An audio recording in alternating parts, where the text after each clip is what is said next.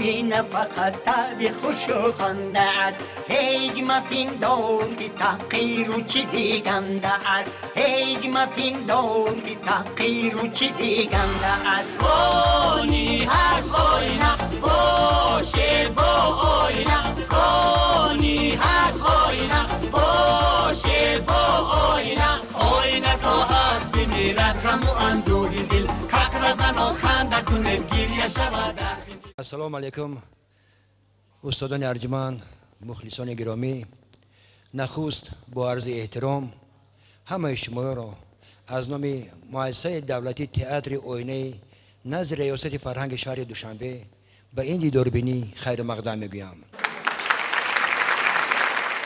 در نتیجه تحقیقات ارکئولوژی تاریخ‌شناسان معین کردند که هنوز 5000 سال پیش آدمان هم میخندیدند.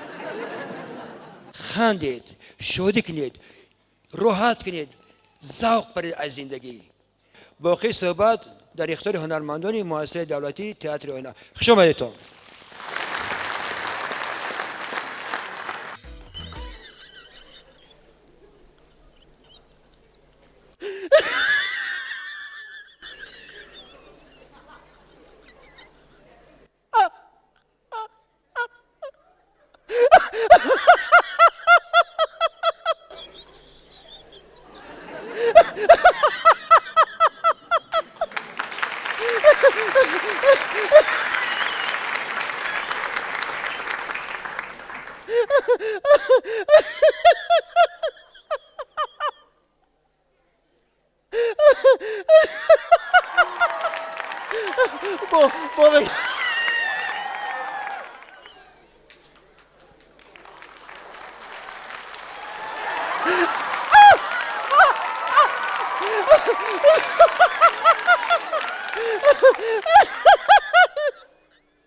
بدانی چی